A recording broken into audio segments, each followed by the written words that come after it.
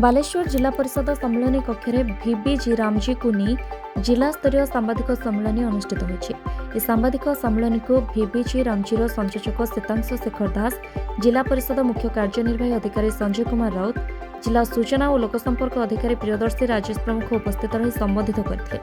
भिबी रामजी 2025 होछि प्रधानमंत्री नरेंद्र मोदी एक बलिष्ठ पदक्षेप जहां ग्रामीण भारत में समृद्धि और सामाजिक कल्याणर नूतन द्वार खोल।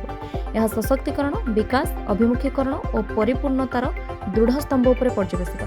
एथिरे श्रमिक मानक 125 दिन मिलिब श्रमभित्तिक नियुक्ति, बेरोजगारी भत्ता दृढ़ पदक्षेप, ठीक समय मजुरी प्रदान एवं विलंब क्षतिपूरण, ग्राम सभा द्वारा विकसित ग्राम पंचायत योजना, प्रजुक्तिविद्या माध्यम सशक्तिकरण करने एथिरे विशेषकर 4टी क्षेत्र उपर विशेष भाव में ध्यान दी जाइए, जेपरिक जल सुरक्षा, ग्रामीण मौलिक भित्तिभूमिर विकास, जीविकार उन्नति और प्राकृतिक विपर्यय प्रशमन।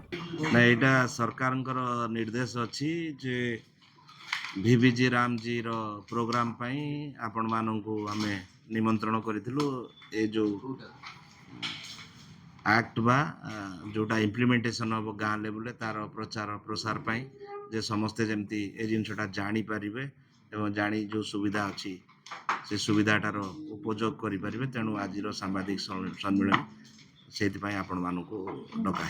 तो एक्चुअली यहाँ आमर जो भिबीजी रामजी अच्छी एथिरे आपण मानू पूर्वर आपण जो माने जॉब कार्ड धारी माने थिले से माने नॉर्मली 100 दिन रो काम पाउतले।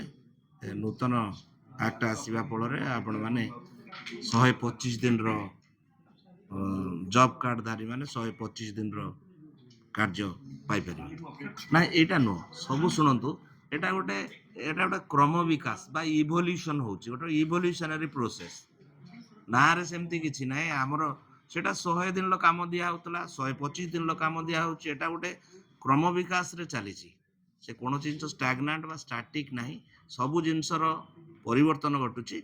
एटा ठीक नुआ रूपरेख नहीं कि प्रति ग्रामीणी पाखे 125 दिन रो काम जगह देवाई सरकार चिंता करिसेंती, जहाँकि आगामी दिन में इम्प्लीमेंट होगा जाउची। बालेश्वर चंदन कुमार पाणिग्राही रिपोर्ट, अभय न्यूज ओडिशा।